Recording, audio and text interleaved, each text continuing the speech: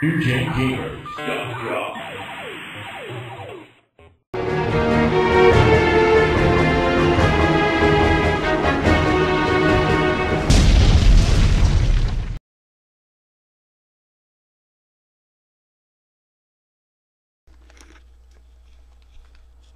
This one was brought to us by Midway. This is Team Buddies, which is, as Luke tells me, a party game. Would you care to describe this one for us, Luke? Well, all of the characters kind of look like those bean things. The Mighty Beans? The Mighty Beans. With, like, Rayman appendages. Oh, they just kind of float around. Exactly. And you have boxes that you put on top of your area, like your home base area, to create things. Say you put 2 boxes on, you'll get an Uzi. Say you put 8 boxes on, you get yourself a tank. This is kind of crazy. Hop into this game here. Let's see this. I've never seen this game. Luke has to. Since he is player 1. One of these buttons will do it. My. Team Buddies. From Psygnosis. From Psygnosis. Psygnosis was very well known during the mid-90s as creating really inventive games and publishing a lot of inventive games.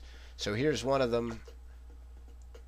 They also published Lemmings, the Destruction Derby series, and a lot of great stuff. Psygnosis, I'm not sure what came of them, but I don't think they're What is around up with anymore. the pictures? Choose a color. Let's go. I'm gonna go with red. Okay. Can I do Next. that? Circle.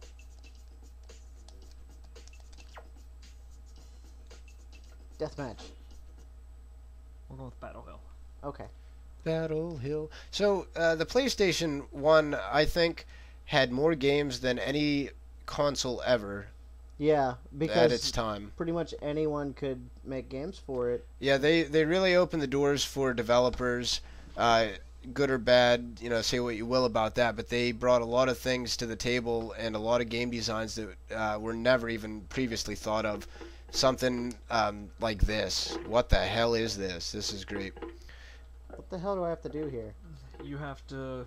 They should drop boxes. Take the boxes over to your little spot where your base is at. You see the radar? Drop them on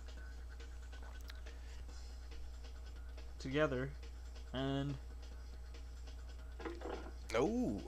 you get stuff. Where are these And boxes? through the course of its life, I believe the PlayStation 1 had over 1,000 official titles, which is just insane. And not only that, they released a special edition of the PlayStation 1 called the Net Your Rose version, and it was a solid black PlayStation, and it had developer tools implemented into it. It wasn't the full developer suite. Again? Apparently I won. But for $750, Let's do you one could more. make a low-budget PlayStation game on the system.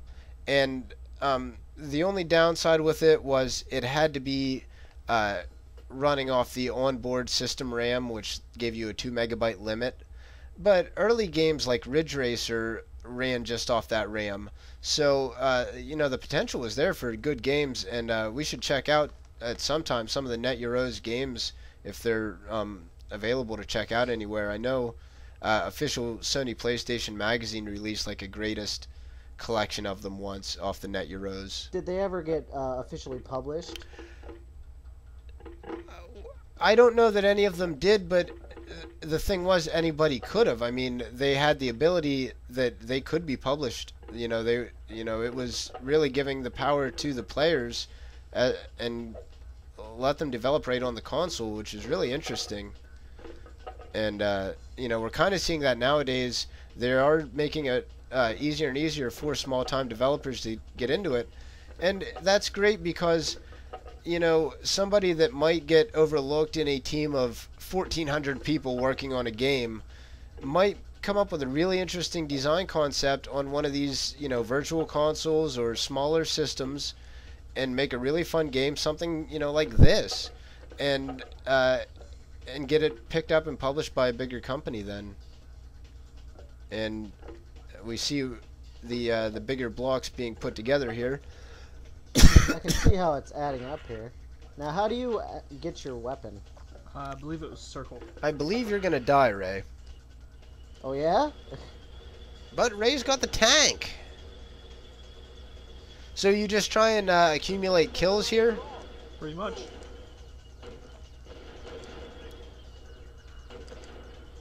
So as we said in our N64 console wars of the past, N64 really had the better multiplayer experience, but you know, stuff like this was definitely available on the PlayStation, and you know, there was a lot of great multiplayer stuff out on it. This is a fun little game. We'll have to go more into this sometime.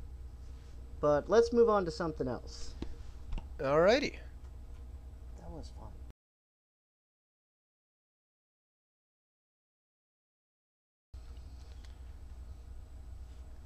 Okay, now this is another Square game.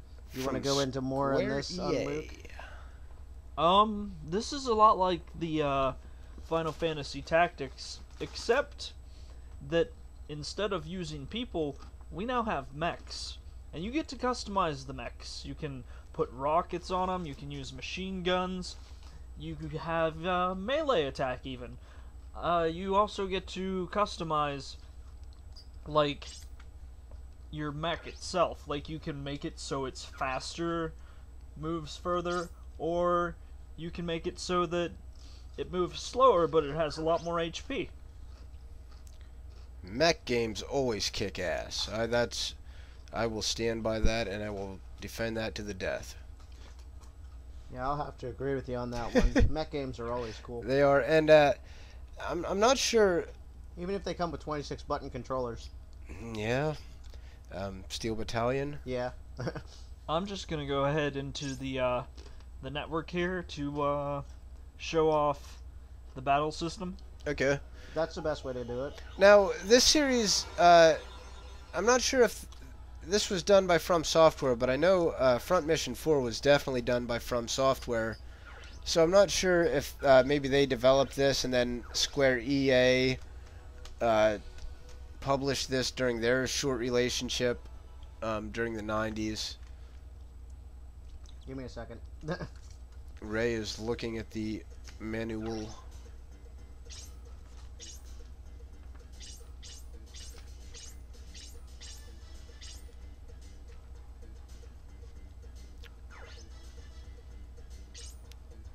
Looks like it's all Square. No mentions of From Software, so Yeah. it looks as if that this one was created by Square, and then maybe From Software got the licensing rights from them.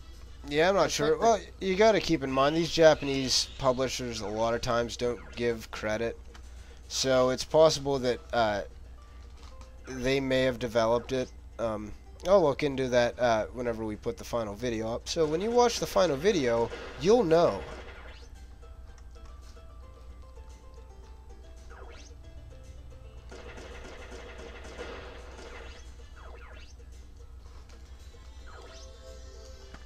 So this is really cool.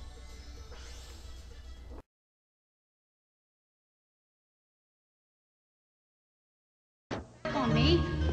Excuse me. My heart is Hey, beating. you are so totally whipped. I'm Brad. Let's ride a bicycle bill for two. Then we can go to the potpourri store and then go buy sheets. Would you rather be at home shooting a bazooka or watching a chick flick? Brad? Chick flick, bazooka. Chick flick, bazooka. Let me in, Brad. Who's that? Let me in. Brad. I don't know. Brad. UJGamers.com